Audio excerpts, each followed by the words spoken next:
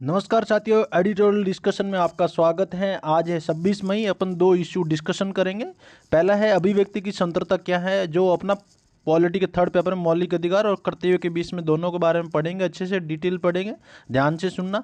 दूसरा आर्टिकल है कौशल और रोजगार, मतलब कि कौशल आपके पास स्किल ऐसी होनी चाहिए जो वर्तमान की परिस्थितियों के अनुसार रोज के लिए, मुझे मान लीजिए कोई बीएड कर रहा है लेकिन उसका आज टेक्निकल फील्ड में नहीं जा सकता है, तो आपके जो कौशल स्किल है वो अपनी न्यू रोजगार के संदर्भ में होना चाहिए। कोई कंपनी अब मांग कर रही है कि भाई हमें इस आदमी के पास इस तरह स्किल चाहिए। जैसे मान लो वर्तमान में अभी एआई आ रहा है, एआई से बहुत जनरेट हो रहा है, नौकरियां भी जा सकती है लेकिन नई नौकरियां प्राप्त हो कि हमें उस अनुसार होने चाहिए। जैसे अमेरिका कह रहा है कि भाई हमें आजकल एआई आने के बाद हमें भारतीय लोगों को नवाचार की जरूरत नहीं है, तो नौकरियां गई ना। H1 बी वीज़ा के तहत भाई वो 3 साल के लिए हायर करते थे टैलेंट को भारत से या कोई विदेशों से, तो हो गई ना। उसी के संदर्भ में ये बात हो रही है कि भाई स्किल ऐसी होनी चाहिए, रोजगार के अनुरूप होनी चाहिए, रोजगार प्राप्त कर सकते हैं, लेकिन भारत के अंदर ऐसा है नहीं। तो इसी के संदर्भ में एक न्यू एजुकेशन पॉलिसी लेकर आई। तो अपन पढ़ेंगे भारतीय अर्थव्यवस्था के संबंध में, एजुकेशन, शिक्षा, समानता, गरीबी, पॉवर्टी के संदर्भ में आता है। जीएस पेपर थर्ड में शिक्षा, मानव संसाधन विकास, सामाजिक न्याय की बात होती है, वहाँ पे आते हैं। ऐसे में फोर्थ पेपर में आते हैं। और इसका ऐसे के संदर्भ में, जीएस के संदर्भ में बहुत सारे यूज कर सकते हैं पॉइंट ऑफ व्यू। जैसे एनआईएफ, नेशनल इंफ्रास्ट्रक्चर फ्रेमवर्क के द्वारा रिपोर्ट क्या कहती है, चुनौतियाँ क्या है, चैलेंज क्या है, सरकार क्या वर्तमान में उस स्तर के अभियान चलाती है, तो सभी जगह यूज होता है, कॉमन टॉपिक है। तो अपन पढ़ते हैं उसी के संदर्भ में, हर बार अपन एक कोट डिस्कशन करते हैं, तो उस पहले कोट डिस्कशन करते हैं, उसके बाद पढ़ेंगे। कोट है नेल्सन मंडेला का है, शिक्षा सबसे शक्तिशाली हथियार है जिससे आप दुनिया को बदल सकते हैं। कितनी गहरी बात बोली है कि शिक्षा सबसे शक्तिशाली हथियार है जिससे आप दुनिया को बदल सकते हैं। अब जैसे अपन समझते हैं, कैसे एग्जाम्पल से समझते हैं कि मंडेला इस बात पर जोर देता है कि शिक्षा सिर्फ ज्ञान के माध्यम नहीं है। मंडेला साहब कह रहे हैं कि शिक्षा एक ज्ञान का माध्यम नहीं है, ये एससीपी मतलब सामाजिक, आर्थिक और राजनीतिक परिवर्तन लाने की एक ताकतवर शक्ति है, इसीलिए इसको बोलते हैं हथियार। और आप लोगों को सोचने, भाई शिक्षा शिक्षा अच्छी लेंगे तभी तो सोचने, है ना, सवाल उठाने और समाज में बेहतर दिशा देने में सक्षम करेंगे। जैसे उदाहरण के लिए अपन समझ सकते, वर्तमान का उदाहरण अपन देखते हैं, बी आर अम्बेडकर, भीमराव अम्बेडकर के साहब पढ़ते हैं कि बी आर अम्बेडकर साहब का उदाहरण समझते हैं कि इस माध्यम से न केवल खुद को सामाजिक बंधनों से मुक्त किया, है ना, न केवल अपने खुद को बंधनों से मुक्त किया अम्बेडकर साहब ने, है ना, बंधनों से मुक्त किया, बल्कि पूरे दलित समाज को एक नई चेतना की, है ना, बल्कि एक दलित समाज को भी एक नई चेतना दी। किसने? बी आर अम्बेडकर ने। संविधान निर्माण की भूमिका निभाई, भारतीय लोकतंत्र की दिशा दी। ये क्या है? ये उन्हें सशक्त बना, एक सामाजिक परिवर्तन का वाहक बनाया। अगला एग्जाम्पल समझते हैं, मलाला यूसुफजई। मलाला यूसुफजई ने, है ना, उदाहरण दे, पाकिस्तान में तालिबान के खिलाफ लड़ते हुए महिला शिक्षा के अधिकार की आवाज़ पूरी दुनिया में बुलंद की। आज उनको एक नोबेल पुरस्कार रूप में, आजकल वो अमेरिका में ही रहते हैं, पाकिस्तान छोड़ दिया, नोबेल पुरस्कार के रूप में नवाजा गया। उन पर हमला हुआ लेकिन उन्होंने शिक्षा छोड़ने की बजाय उन्हें अधिक सशक्त बनाया। उनको शिक्षा के विरोध आवाज़ उठाने, महिलाओं को घरों से शिक्षा देने के लिए बात कर रही थी तो उनके खिलाफ आवाज़ उठाई थी, लेकिन उन्होंने मुंह नहीं छोड़ी। एक शिक्षित लड़की ने दुनिया भर में शिक्षा का आंदोलन खड़ा किया।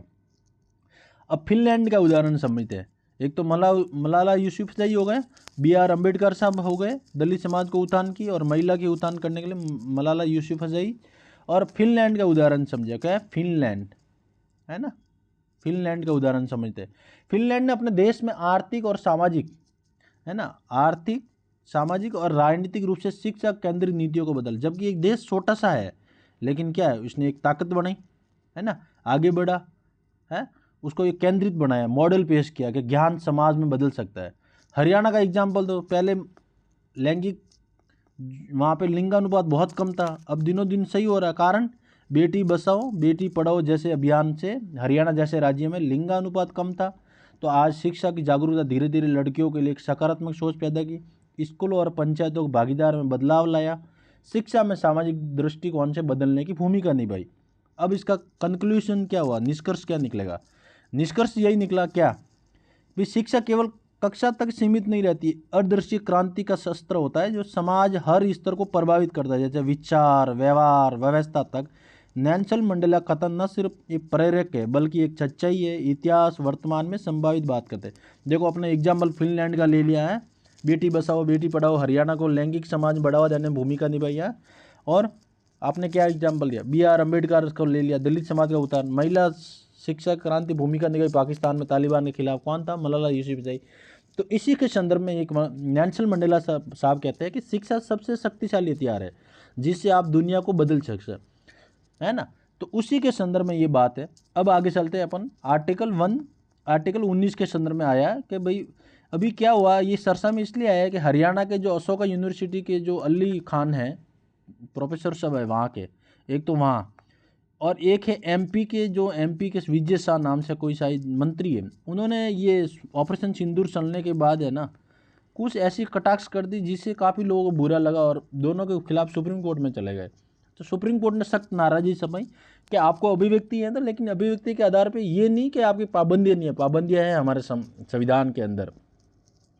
अब कोई देश का युद्ध चल रहा है, आप ऐसी बयानबाजी कर रहे हैं जिससे विरोधी देश फ़ायदा उठाते हैं, तो आपको इस चीज़ का भी ध्यान रखना, आपको अभिव्यक्ति की आज़ादी दी है लेकिन साथ में कर्तव्य का भी पालन करें कि आप कर्तव्य को भी निभाना होता है, नैतिक कर्तव्य होता है, कर्तव्य लेकिन बाध्यकारी नहीं है, लेकिन अभिव्यक्ति आपके पास बाध्यकारी है, आपको कहाँ जाना होता है, कहाँ। अपन पढ़ते अभिव्यक्ति होती क्या है ना, याद रखना, ये संविधान के प्रदत्त मूल अधिकार जिसमें व्यक्ति को अपने विचार, भावनाएं, मत, विचार, विश्वास आदि व्यक्त करने की स्वतंत्रता है। लोकतंत्र की बुनियाद है, समाज में विविधता, संवाद और रचनात्मक बढ़ावा देता है। जैसे एग्जाम्पल से समझते हैं कि अभिव्यक्ति दो तरह की होती है, एक तो होती है मौखिक, क्या होती है मौखिक मतलब बोल के, और एक होती है लिखित। आप समझ में होंगे, देखो मौखिक में कौन कौन से आते हैं, विचार है, भावनाएं, विश्वास को बोलकर बोलता है। अब लिख कर आने वाली बात क्या होती है, पेंटिंग, चित्रों, जैसे कोई कार्टून बनाया, सोशल मीडिया पर कोई अन्य, जैसे कोई नेता आ रहा है तो उसकी भाषण का विरोध करने के लिए क्या है, या तो मुंह पे पट्टी बांध लेंगे, ऐसे पेंटिंग बना देंगे, या फिर कोई कायरता वाला सीन दिखा के बोल देंगे नहीं तुम अभिव्यक्ति के लायक ही नहीं हो, तुम डरते हो। तो ऐसा क्या है, कार्टून पोस्टर के जरिए दिखाने है, नेताओं को प्रदर्शन करते हैं, क्या है ये भी एक अभिव्यक्ति के है कि आपके खिलाफ हमें स्वतंत्र रूप से बयान बात कर सकते हैं, लेकिन उसकी भी लिमिटेशन होती है, तभी आप लगा सकते हैं। जैसे अभी वर्तमान में अपना अभिव्यक्ति की स्वतंत्रता की बात करें तो अपने वर्तमान में आर्टिकल है ना संविधान के अंदर, आर्टिकल 19 के 1 है ना, उसके अंदर 19(1)(b) है, C, D, E और G और F को हटा दिया था संपत्ति का अधिकार को। तो ये क्या है, ये क्लोज है, क्या है कि भाई पहला तो आर्टिकल 1 में क्या पढ़ते कि अभिव्यक्ति की स्वतंत्रता है ना, अभिव्यक्ति की स्वतंत्रता। जैसे अभी मैं ये लिख रहा हूँ आपको, ये है ना, ये समझा रहा हूँ, ये अभिव्यक्ति 1 में आता है, लेकिन 6 स्वतंत्रता की गारंटी देता है। कितने, 6, कितनी है हमारे संविधान में, 6 स्वतंत्रता की गारंटी। एक तो 19(1), ये क्या है, अभिव्यक्ति की स्वतंत्रता है जो अपने विचार बोलकर, लिखकर, पेंटिंग, चित्र के माध्यम से अन्य तरीकों से व्यक्त करता है। अब आगे चलते हैं 19(1)(b), ये हो गया और ये B हो गया। B में क्या है, शांति, राइट टू असेंबली पीसफुल, मतलब मैं सभा में शांतिपूर्ण सभा में शामिल हो सकता हूँ, शांतिपूर्ण तरीके से सभा में शामिल हो सकता हूँ। अगर मैं वहाँ जाकर कोई हथियार लेके जा रहा हूँ या हथियारों को इस्तेमाल डरा धमका रहा हूँ तो वहाँ प्रतिबंध लग सकता है। ये नहीं कह सकते कि मेरा शांतिपूर्ण शामिल हुआ, नहीं। 1C में देखते हैं कि संघ बनाने का अधिकार, right to form associate of the union, कोई संघ बनाने का अधिकार है, कोई मैं संस्था बना सकता हूँ, है ना, लेकिन ट्रेड यूनियन, क्लब, समाज आदि को लिए। अब है D, आर्टिकल 19(1)(d) में क्या कहता है, भारत कहीं भी जाने का अधिकार है, right to move freely throughout to territory of India, मैं भारत में कहीं भी जा सकता हूँ, घूम सकता हूँ, लेकिन आपको याद रखना असम में मान लो कोई आप जनजातीय ट्राइबल रहती है, वहाँ जाने से हिंसा फैल सकती है या आपको खतरा पैदा हो सकता है, तो वहाँ आपको रोक सकता है। फिर आप इस आधार पर नहीं कह सकते कि मुझे जाने से रोका, क्योंकि राइट टू फ्रीडम, आप कहीं भी जा सकते हैं, कहीं भी निवास, लेकिन कुछ रिस्ट्रिक्शन एरिया होते हैं वहाँ पे आप नहीं जा सकते। अब आपको D तो ये हो गया, राइट तो कहीं भी जा सकते घूमने, है ना, भारत में कहीं भी बसने का अधिकार E में है, किसी भी व्यवसाय को, व्यापार, पैसे, अब व्यापार G है ना, E के बाद G, F संपत्ति का अधिकार अपन पढ़ेंगे उसको। अब G क्या कहता है, किसी भी व्यवसाय को आधार पे पेशा, अब आप तंबाकू खाते हो, तंबाकू ऐड किसी भी उस क्षेत्र में जाके नहीं दे सकते। तो ये क्या है, व्यवसाय भी आपका ऐसा होना चाहिए जहाँ समाज को एक्सेप्टेबल हो, आपका स्वीकार हो, तभी कर सकते हैं आप, है ना। आप ऐसा नहीं करते हैं दारू का व्यवसाय कहीं भी खोल सकते हैं, नहीं। आप जिस वहाँ विरोध हो रहा है वहाँ आप नहीं कर सकते। स्कूल के बाहर 500 मीटर की दूरी की दूर जाके आपको दारू बेचना होता है, ऐसा नहीं है स्कूल के बाहर ढाबा खोल दिया दुकान, तब पेंसिल की तरह, स्टेशनरी की तरह, कि नहीं मैं दारू का ढाबा खोल रहा है, ये मेरा व्यवसाय पैसे में आता, नहीं भाई। आपको लिमिटेशन लगी होती है हर चीज़ का। अभिव्यक्ति है, मानता है आपको व्यवसाय पैसे करने, लेकिन व्यवसाय पैसे आपके एक्सेप्टेबल होनी चाहिए, है ना। बहुत सारे ऐसी, जैसे अभी मीडिया में बहुत सारे, अभी वो कुछ भी बहुत सारे ऐसे वीडियो आते हैं, तो ऐसा नहीं है कि आप ये नहीं कह सकते मेरा अभिव्यक्ति है, भाई अभिव्यक्ति है लेकिन सोसाइटी के अनुकूल होना चाहिए। आप हर जगह अभिव्यक्ति की आज़ादी देकर ढिंडोरा पीट के आप किसी की सोसाइटी को गलत दिशा में नहीं लेके जा सकते, है ना। तो ये बहुत सारी अभिव्यक्ति की आज़ादी है। अब आपके सवाल आया होगा अभिव्यक्ति के प्रतिबंध, रीजनेबल रिस्ट्रिक्शन, जैसे आर्टिकल 14(2) आया था अपने पास, आर्टिकल 40 के बारे में आया था कि भाई आपके पास रिस्ट्रिक्शन भी हो सकती है, बिल्कुल हो सकती है ना। क्या अभिव्यक्ति आपके रिस्ट्रिक्शन इस आधार पर लगा सकती है, जैसे राज्य की सुरक्षा, है ना, ये रहा कि राज्य की सुरक्षा क्या होता है, राज्य की सुरक्षा खतरे में हो, है ना, कोई देश का युद्ध चल रहा हो, या कोई मान हानि के आधार पे हो, है ना, जैसे शालीनता और नैतिकता की बात हो, है ना, अदालत की अवमानना की हो आपने, है ना, अपराध के लिए कोई उकसाया, भारत की संप्रभुता अखंडता खतरा हो, है ना। अब जैसे अशोका यूनिवर्सिटी हरियाणा के प्रोफेसर साहब ने बोला, कुछ टिप्पणी ऐसी कर दी जिसे एकता अखंडता के नाम पे खतरा पैदा हो रहा है, विरोधियों को फायदा उठाने का मौका मिल रहा है देश को, पाकिस्तान को, है ना। तो उस संदर्भ में क्या होता है कि आपके ऊपर कार्रवाई होती है और आपको रिस्ट्रिक्शन लगाई जाती है कि भाई आपने प्रतिबंध है ना। तो आपको ये याद रखना कि राज्य की सुरक्षा न खतरा हो, या भारत की संप्रभुता और अखंडता खतरा हो, अपराध के लिए उकसाया गया हो, अदालत की अवमानना हो, पब्लिक जो सोसाइटी है उनको आपको सार्वजनिक व्यवस्था से कोई खतरा हो, मान लो मैं तंबाकू दुकान खोल रहा, दारू की दुकान खोल रहा हूँ, वहाँ पब्लिक को नुकसान हो रहा है ना, तो वहाँ विरोध होता है। विदेशी संबंध हो, है ना, कोई फ़ायदा ना उठाए, उसी के संदर्भ में आपके ऊपर रिस्ट्रिक्शन भी लगाई जाती है। तो आपको ये लिखनी है कि अभिव्यक्ति आधारित स्वतंत्रता का रीजनेबल रिस्ट्रिक्शन क्या है। तो आपको ये एग्जाम्पल लिखना, पिछली बार आया था आर्टिकल 14 कि गर्भवती और महिला और दिव्यांग को अगर समता के आधार पर अधिकार दिया जा रहा है, आरक्षण है, तो आप इस आधार पर नहीं कहना कि समानता का अधिकार का उल्लंघन हो रहा है, नहीं, उनको समता के आधार पर अलग से रियायत दे सकते हैं, महिला को आरक्षण दे सकते हैं समता के आधार पर, कि भाई एक सड़क पे किसी को खड़ा करेंगे तो कैसे पहुंचेंगे, है सभी को समानता। भाई महिला के दौड़ने में पीछे रहती है, उनकी बहुत सारी प्रॉब्लम होती है, एक सामान्य लड़के के बाद बहुत सारे प्रॉब्लम नहीं होता है। तो सोसाइटी के अनुसार सार आरक्षण की व्यवस्था भी है कि भाई आर्टिकल 14 यही कहता है समता और समानता के अधिकार पे रीजनेबल युक्तिकरण प्रतिबंध है और फायदा भी ले सकते हैं। तो इस आधार पे आर्टिकल अभिव्यक्ति भी कहते हैं कि आपके ऊपर रीजनेबल और रिस्ट्रिक्शन दोनों हैं। अब मान लीजिए आप एग्जाम्पल समझते हैं कि 2000, अब संपत्ति का अधिकार पढ़ते हैं, संपत्ति का अधिकार क्या कहता है, संपत्ति का अधिकार क्या कहता है, यही तो कह रहा है संपत्ति का अधिकार क्या कह रहा है कि उनको हटाया था इसीलिए कि कुछ लोगों के पास ज़मीन इतनी थी और कुछ लोगों के पास ज़मीन कम है, लेकिन आप मौलिक अधिकार पे आदमी बंटवारा नहीं कर सकते। लेकिन अब क्या, हटाने के बाद 44 संविधान संशोधन 1978 के तहत हटा दिया इसको। ये पहले ऐप में था, आर्टिकल 19 ऐप में था। अब आप सुप्रीम कोर्ट सीधा नहीं जा सकते। अब क्या हुआ, महत्व क्या हुआ, हटाने के बाद क्या हुआ, आप सुप्रीम कोर्ट इस आधार पर नहीं जा सकते कि मौलिक अधिकार है आप। अब राज्य सरकार विधि के अनुसार, आपकी ज़मीन के अनुसार विधि बना के कार्रवाई कर सकती है ना, विधि के अनुसार कर सकती है। ऐसा नहीं आप मन उठा के आ गए, विधि कुछ और बोल रही है आप आ गए। तो ये क्या है, ये एक सोसाइटी का जमींदार प्रथा जैसी समाप्त करने का ये कार्रवाई का कदम है। अब महत्वपूर्ण निर्णय की बात करें, भाई आपको अभिव्यक्ति के बारे में क्या बोला हुआ है, मंजूला मनोहर बनाम भारत संघ, एक याद रखना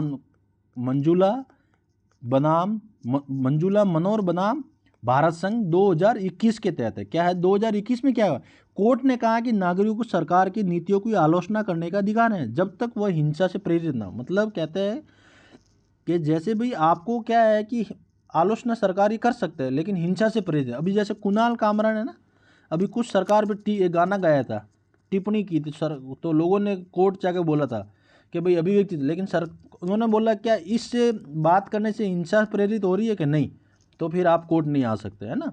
तो कुणाल कामरा के पक्ष में निर्णय दिया गया था। किसान आंदोलन देख लो, 2021-20 में सड़क पर बैठे थे तब दो है। किसान आंदोलन क्या था 2020 और 2021 की बात की जाए, क्या था कि भी आंदोलन के दौरान सोशल मीडिया पर शांति प्रदर्शन के जरिए किसानों ने अपनी बात रखी है ना, लेकिन आप प्रॉपर्टी सार्वजनिक संपत्ति का नुकसान नहीं पहुंचा सकते आप, ये अनुचित बताया था। OTT है ना प्लेटफॉर्म पर सेंसरशिप लगे हुए, सुप्रीम कोर्ट ने यह स्पष्ट किया कि अभिव्यक्ति रचनात्मक स्वतंत्रता के बिना वैध कारण को रोका नहीं जा सकता। तो ये क्या है, ये भी आपका एक एग्जाम्पल सेट है कि आपका मौलिक अधिकार के साथ साथ कर्तव्य का पालन करने की बात की हुई है ना।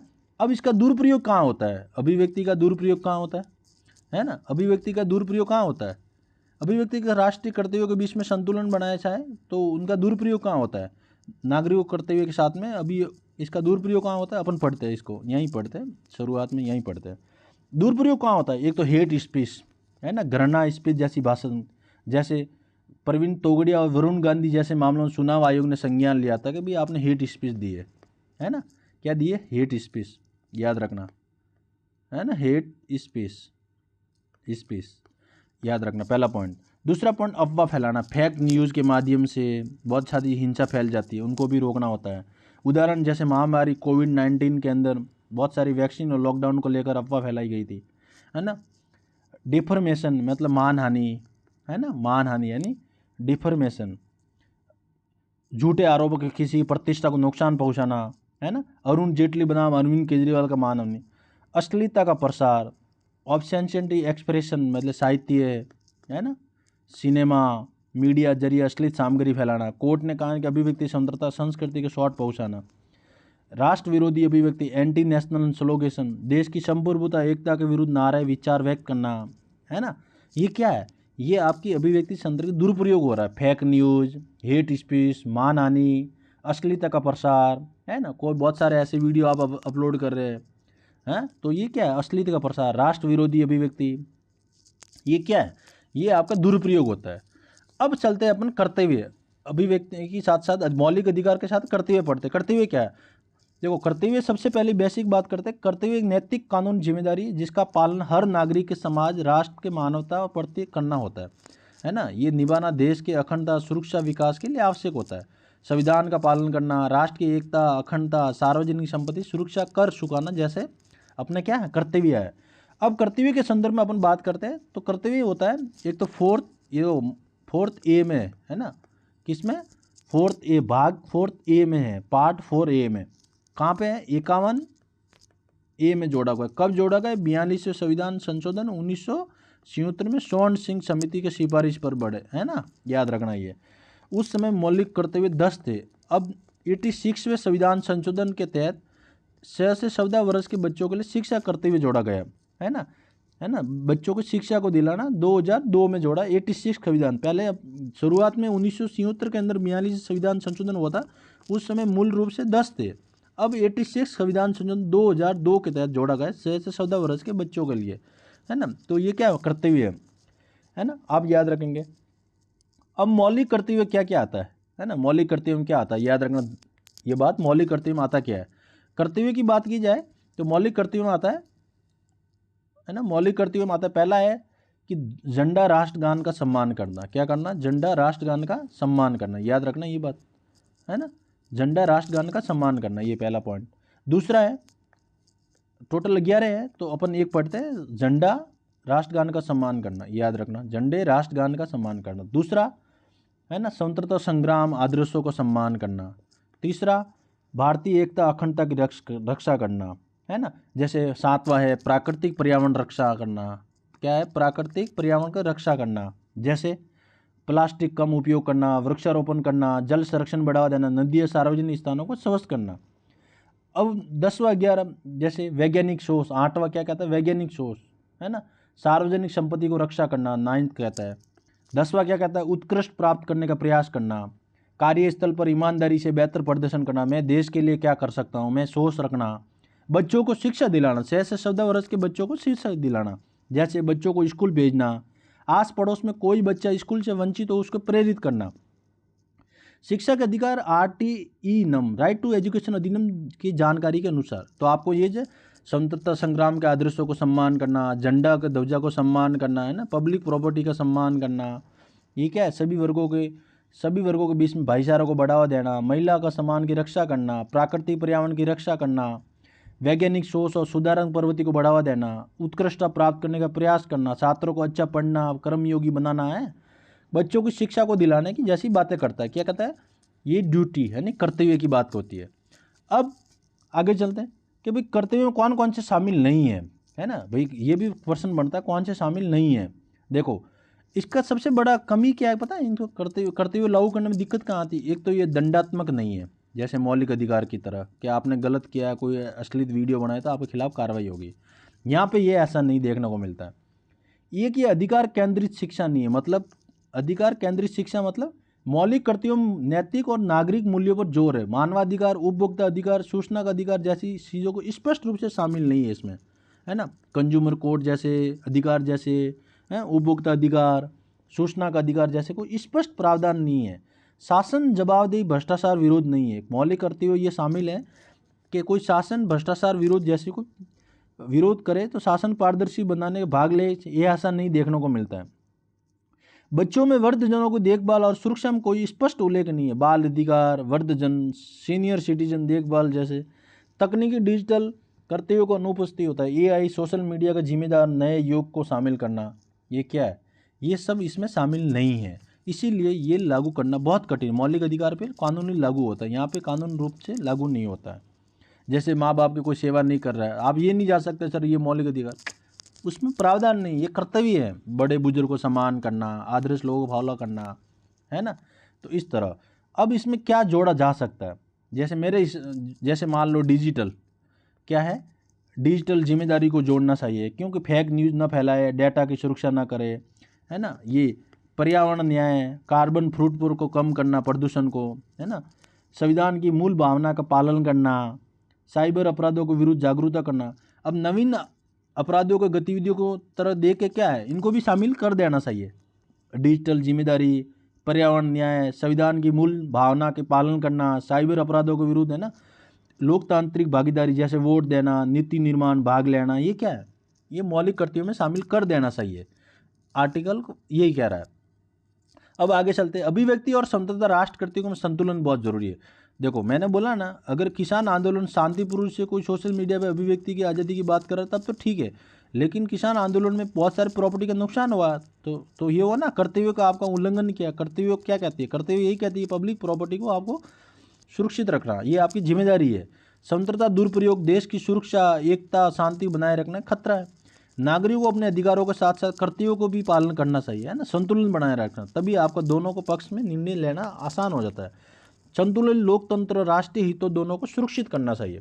तो ये क्या है? अभिव्यक्ति, स्वतंत्रता और राष्ट्रीय कर्तव्यों का संतुलन याद रखना। किसान आंदोलन के बारे में जो एग्जाम्पल दिया गया आपको इसको याद रखना है। अब आगे चलते हैं। नागरिकों कर्तव्यों का पालन कैसे करें?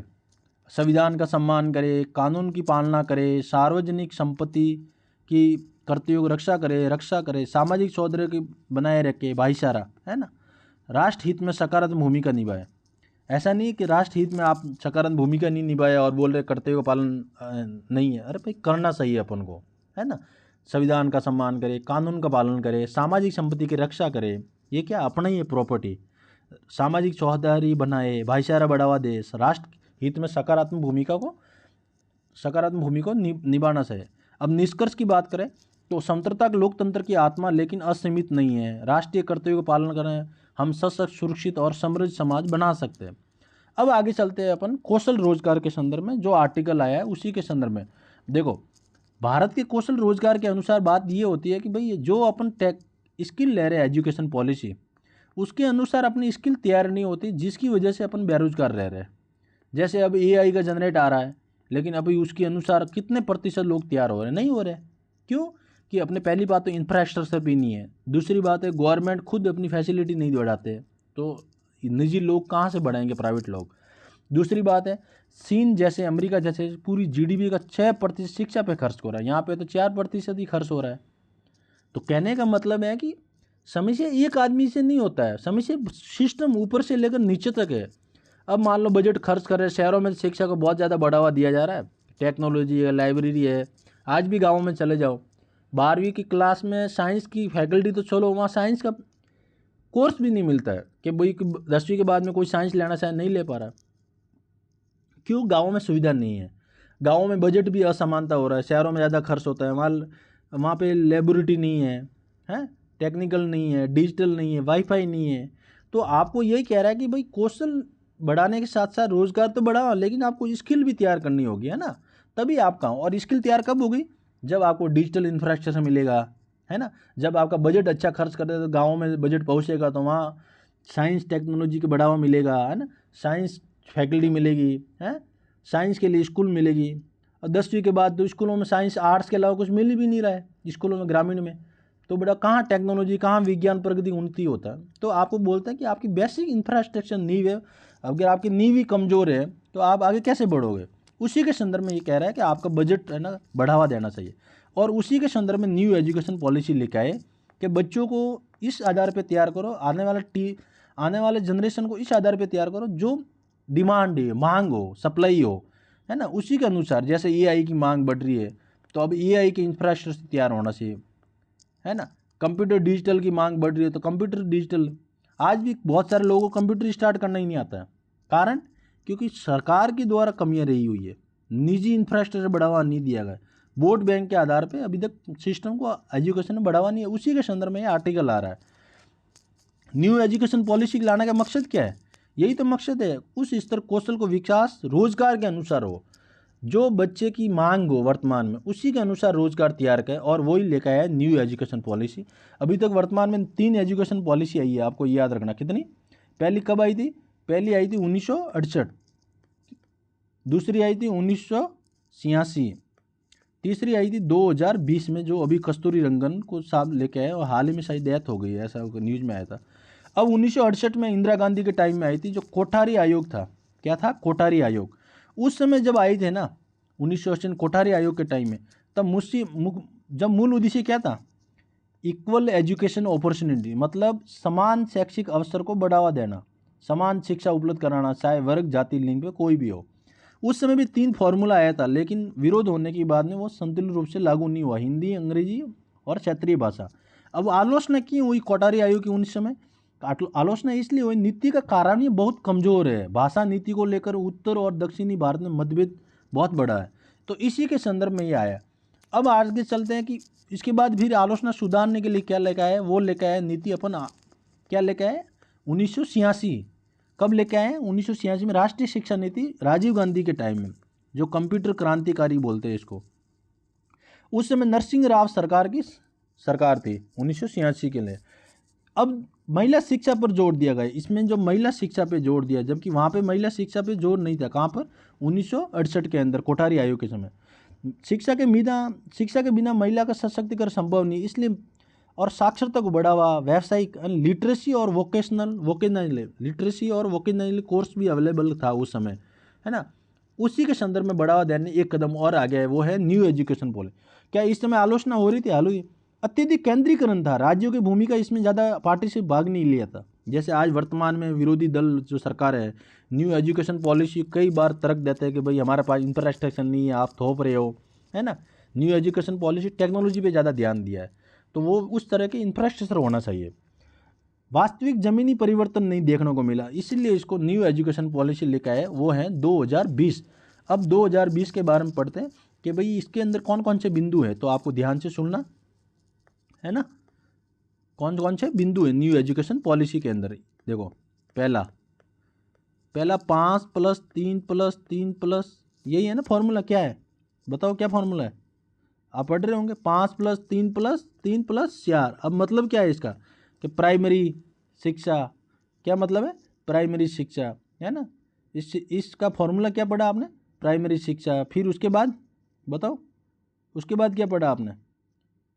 उसके बाद 3 वर्ष का कोर्स और किया, फिर बाद में 12वीं की, फिर बाद में 4 वर्षीय बीएड प्लस डिग्री हो गई। तो इस तरह आपको ये फॉर्मूला सेट किया। पहले बीएड अलग से होती थी, अब बीएड क्या करती है? आपको डिग्री के साथ, ग्रेजुएशन के साथ आप 1 वर्ष की बीएड कर सकते हैं। बाद में करो तो आप 2 साल लगाना, 5 साल होगा। तो लोग क्या करेंगे? इसके साथ ही सुनेंगे। दूसरी बात, न्यू एजुकेशन पॉलिसी की बात की जाए, जिसके अंदर बिंदु है, क्या बिंदु है? फिर मल्टी डिसिप्लिनरी शिक्षा, छात्रों को विभिन्न विषयों को मिश्रण किया जाता है, जैसे विज्ञान, कला, वाणिज्य विषय में बहुत सारे मिश्रण सब्जेक्ट। पहले अलग से सब्जेक्ट लेना पड़ता, अब बहुत सब्जेक्ट मिक्स हो जाएंगे आपके, है ना। तीसरा पॉइंट, मातृभाषा में शिक्षा, है ना। मातृभाषा मतलब आप जैसे क्षेत्रीय भाषा है वहाँ पे आप बोल सकते हैं, जैसे तमिली और नॉर्थ इंडिया वाला विरोध हो रहा है, कहीं तमिली को डर है कहीं हिंदी भाषा ज़बरदस्ती ना थोप जाए तो अपनी भाषा ना सीन जाए। चौथा पॉइंट क्या है, स्वतंत्रता और नवाचार, है ना। जैसे विद्यार्थियों को रचनात्मक आलोचनात्मक सोच को प्रोत्साहन करना, शिक्षकों को स्किल देना, है ना, ट्रेनिंग फॉर टीचिंग, है ना, भाई शिक्षकों को गुणवत्ता सुधारने के लिए परीक्षण पर जोर देने की बातें की है। 6वां पॉइंट, शिक्षा पे समानता और ध्येय के आधारित व्यवहारिक शिक्षा हो, खेल कूद प्रयोग के माध्यम से सीखने पर बल दिया। हायर एजुकेशन सुधार हो, विश्वविद्यालय स्वायत्तता ऑटोनॉमी उत्कृष्टता केंद्र को बनाना। फिर अंतिम में जीवन कौशल मूल्य शिक्षा को बढ़ावा देना। ये क्या है, ये इसके प्रावधान है न्यू एजुकेशन पॉलिसी के तहत। अब आगे चलते हैं, न्यू एजुकेशन पॉलिसी के साथ साथ क्या है कि न्यू एजुकेशन पॉलिसी की आलोचना और चुनौतियाँ क्यों देखने को मिलती है, ये सबसे बड़ी कमियाँ क्या है इसके, क्यों आलोचना हो रही है इसकी, है ना, आलोचना क्यों हो रही है। पहला पॉइंट, भाषा विवाद। अब 3 भाषा को क्षेत्रीय भाषा को फॉलो, हिंदी इंग्लिश और क्षेत्रीय भाषा में आप पढ़ सकते हैं, लेकिन साउथ वालों को डर है हमारी भाषा ना सीन के कहीं हिंदी भाषा थोप ना जाए, तो वो विरोध कर रहे हैं कि नहीं हम हिंदी भाषा को स्वीकार नहीं करेंगे। दूसरा है डिजिटल असमानता। ग्रामीण गरीबी क्षेत्रों को इंटरनेट डिजिटल उपकरणों की कमी के कारण ऑनलाइन शिक्षा का पहल कमजोर पड़ सकती है। अपर्याप्त संसाधन है, मैंने बोला ना अभी तक न्यू एजुकेशन पॉलिसी के लिए अनुकूल जो पाठ्यक्रम तैयार किया है वो गाँव में फुलफिल होने के लिए टेक्नोलॉजी होनी चाहिए, उसी आधार पर काम कर सकते हैं। शिक्षकों की कमी है, आज भी ट्रेनिंग गुणवत्तापूर्ण शिक्षक नहीं है। राज्यों का विरोध हो रहा है भाषाओं को लेकर, फंडिंग को लेकर और सांस्कृतिक विविधता को लेकर भी क्षेत्रीय विविधता जरूरतों पूरी ध्यान में न रखते हुए आलोचना हो रही है।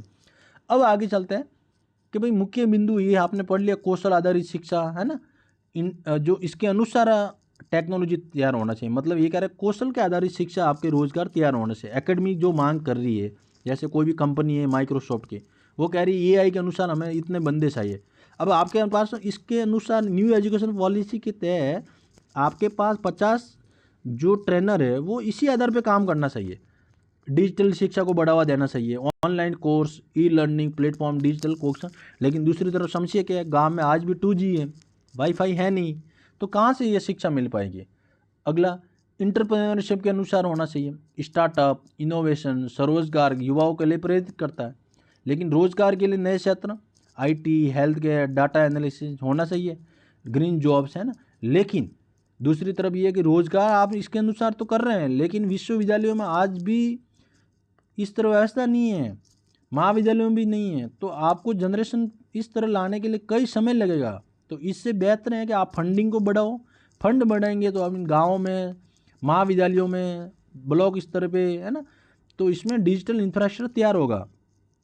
अब आगे चलते हैं, फिर सरकारी प्रयास, है ना, सरकारी प्रयास क्या हो रहा है, स्किल इंडिया, प्रधानमंत्री कौशल विकास योजना, अन्य सरकारी योजनाओं को युवाओं को प्रशिक्षित किया जाना चाहिए। जैसे दीक्षा, स्वयं, ई पाठशाला जैसे अभियान को सक्षम बनाना चाहिए। अब चुनौती वही है, मैंने बोला ना कि आप इस तरह संरचनात्मक जटिलता की बात करते हैं, लेकिन विश्वविद्यालय में स्ट्रक्चर बदलाव कठिन करना है, क्योंकि आज भी परंपरागत रूप से डिजिटल बना हुआ है ना। शिक्षकों को गुणवत्ता नहीं है, शिक्षकों को ट्रेनिंग नहीं है, संसाधनों की कमी है ना, विरोध के अस्वीकार्यता है और व्यवहारिकता आधार पे इसका अनुकूल नहीं है। अब आगे चलते हैं अपन ये पढ़ते हैं कि न्यू एजुकेशन पॉलिसी के द्वारा सरकार द्वारा जो कदम उठाए गए हैं वो क्या क्या है, ये भी पॉइंट पढ़ लेते हैं। सरकार क्या करता है, जैसे दीक्षा, है ना, दीक्षा पोर्टल, स्वयं पोर्टल है, ई पाठशाला पोर्टल, ये क्या कहता है, डिजिटल प्लेटफॉर्म बनाया हुआ है जिससे बच्चों को शिक्षक ऑनलाइन शिक्षा सामग्री तो। और गवर्नमेंट ने भाषा विविधता को बढ़ा दिया है, जैसे न्यू एजुकेशन पॉलिसी की बात करें, शिक्षकों को ट्रेनिंग करने के लिए हैं बहुत सारे प्रोग्राम चलाए जा रहे हैं, वर्ल्ड बैंक के द्वारा, भारत के द्वारा, सरकार के द्वारा, है ना। वित्तीय आवंटन को बढ़ाने की बात की है, बजट में 6% बढ़ाने की सिफारिश की है, किसमें, न्यू एजुकेशन पॉलिसी के तहत। लेकिन खर्च कितना कर रहा है, 4% के आसपास अपन खर्च कर रहे हैं। अब आगे चलते हैं, सरकारी निजी भागीदारी बढ़ा रहा है, साक्षरता को समावेशन बढ़ा रहा है, नियमित। अब आप पढ़ते हैं कि नेशनल इंस्टीट्यूशन रैंकिंग फ्रेमवर्क जो जारी करती है उसमें कुछ बिंदु आए हैं कि भारत सरकार द्वारा बहुत सारी योजना चलाई जा रही है, और वो योजना पढ़ते हैं। क्या योजना चलाई जा रही है, देखो PM उषा, क्या है PM उषा, ये याद रखना। पहला पॉइंट आपको ऐसे में लिखने में मौका मिले तो आप लिखना PM उषा, जैसे प्रधानमंत्री उच्च स्तर शिक्षा अभियान चलाया जा रहा है। एक होता है IOE, मतलब इंस्टीट्यूशन ऑफ एमिनेशन, है ना, इंस्टीट्यूशन ऑफ एमिनेंस, राष्ट्रीय प्रशिक्षण योजना। एक है NATS, मतलब नेशनल प्रशिक्षण योजना, जैसी 600 करोड़ रुपए का है। एक होता है ICCT, मतलब के माध्यम से शिक्षा देना, है ना। एक है MERIT, एक है MERITE, मतलब multi disciplinary education and research improvement and technical education. ये 200 करोड़ में बजट है। तो इस बार बजट जो खर्च किया अलग अलग डिपार्टमेंट ने उस स्तर में उत्साह में है। राष्ट्रीय प्रशिक्षण योजना में 600 करोड़ का है ना, टेक्निकल में 200 करोड़ का है। इस संदर्भ में बात की, लेकिन मोटी मोटी चुनौतियाँ यही है कि भाई नेशनल फ्रेमवर्क के अनुसार एक ही समस्या आ रही है कि बजट को जो बढ़ाना पड़ेगा। बजट बिना नहीं बढ़ाया तो कौशल और रोजगार के बीच में काफ़ी गैप हो जाएगा, अंतर बढ़ जाएगा। राज्य सरकार को योगदान देना चाहिए, उसमें कम पार्टिसिपेट करते हैं, असमानता का भाव है। वित्तीय असमानता, ग्रामीण और शहरी क्षेत्रों में वित्तीय असमानता को भी कम करना चाहिए, बढ़ावा देना चाहिए। गांव और शहरों में बजट के लेकर जो इतना गैप आ रहा है, एक स्कूल में तो इस तरह मॉडलाइट किया कि पूरा डिजिटल लग रहा, और एक स्कूल में ऐसा लग रहा है कि बिल्डिंग भी नहीं बन रही है ढंग से, कमरा के अगर छत गिर रही है वहाँ पे कुछ भी नहीं गिर रहा है। तो वो कह रहा है कि वित्तीय असमानता को भी कम करना पड़ेगा। कुछ इसके अनुसार और है, शिक्षा की गुणवत्ता, संस्थागत स्वायत्तता बेहतर, ये क्या प्रॉब्लम है। तो इसी के संदर्भ में अपन पूरा टॉपिक डिस्कशन किया, एडिटोरियल डिस्कशन शानदार तरीके से किया। आप ऐसे आए, GS पेपर है, अभिव्यक्ति कर्तव्य आधार पे पूरा डिस्कशन किया। इसका मकसद ये, टाइम 30 से 35 मिनट लगता है, लेकिन पूरा नॉलेज के साथ अपन डिस्कशन किया। न्यू एजुकेशन पॉलिसी के 10 बिंदु थे वो पूरे पढ़े, फिर चुनौतियाँ पढ़ा, सरकार द्वारा क्या कार्यक्रम चलाया वो पढ़ा, नेशनल इंस्टीट्यूशन फ्रेमवर्क के द्वारा क्या सिफारिश की, क्या योजना चलाया जा रहा है, बजट कितना खर्च करने की न्यू एजुकेशन पॉलिसी में बात की है, अभिव्यक्ति क्या है, क्या अभिव्यक्ति रीजनेबल रिस्ट्रिक्शन दोनों है, बिल्कुल है, कर्तव्य क्या है, क्या नए कर्तव्य नए वर्तमान के युग के अनुसार जोड़ना चाहिए, क्या क्या जोड़ना चाहिए, क्या नहीं जोड़ा गया है ना। तो वहाँ बहुत सारा डिटेल में एक्सप्लेनेशन किया हूँ। पढ़ते रहिए, आप नकारात्मक लोगों से दूर रहिए। टाइम पे एग्ज़ाम होगा, पूरी कोशिश है कि इस बार एग्ज़ाम टाइम पे होगा, क्योंकि जनवन आधार है अपने पास, कोई किसी को अपन दोष नहीं दे सकते। मेरे पास बहुत मैसेज आते हैं, मैं उस पर बाद में खुल के लिखूँगा कि मैं क्यों शामिल नहीं होना चाह रहा हूँ, और जब मैं लड़ने के बाद मुझे आपने कैसा आत्मसम्मान किया या नहीं किया, कि लड़ने वालों के साथ आप सम्मान नहीं करोगे तो कोई आगे आगे नहीं लड़ सकता है भाई, क्योंकि सोसाइटी आपसे सीखा है लोगों ने।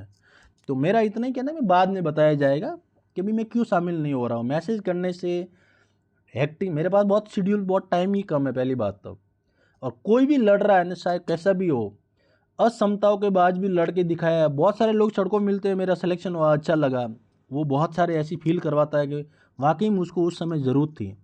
लेकिन अभी तो आपको 165 दिन टाइम पहले डेट घोषित की है। और रही बात ये फौजी वाला मुद्दा, ये मुद्दा हर बार आ रहा है, ये नेचुरल डिजास्टर है। आज ये बात है, कल कोई बाढ़ आ जाएगी, कल भूकंप आ जाएगा। तो इस आधार पे कोई भी संस्था आपके सामने बेतुका बयान मानती है। हाँ, नेक्स्ट वैकेंसी आपको जल्दी देखने को मिली, आप कंटिन्यूटी पढ़िए और इन चीज़ों से थोड़ा दूर रहिए। टाइम टू टाइम एग्जाम होगा, नेक्स्ट वैकेंसी जल्दी देखने को मिलेगी।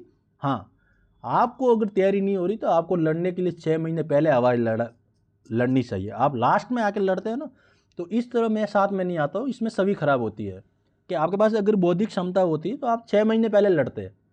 आप ये तर्क तब दे रहे हैं कि युद्ध हुआ ही नहीं, उससे पहले तुम युद्ध मान के बैठ गए। भाई कहीं युद्ध नहीं हुआ है। 2 दिन की डिजास्टर मैनेजमेंट हर जगह आती है, आपके घर में प्रॉब्लम होती है, बीमार होते हैं। तो इस तरह एग्जाम पोस्टपोन की तर्क है ना, ये जनवन नहीं है। पिछली बार सिर्फ 3 महीने पहले डिक्लेयर की थी डॉट, 20 अक्टूबर को ही। तो इसलिए मैं अक्टूबर से ही बोल रहा था कि भाई ये 3 महीना कम है। अब आप दिसंबर में डेट दी, तब कह रहे थे सही टाइम दिया, अब कह रहे हैं कि गलत टाइम दिया। तो इस आधार पे कोई लोग आपके साथ नहीं जोड़ सकता भाई। और मेरे पास तो बिल्कुल मत आना, क्योंकि मैं सोसाइटी से सीखा हूँ। मिलते हैं नेक्स्ट एडिटोरियल डिस्कशन के बाद।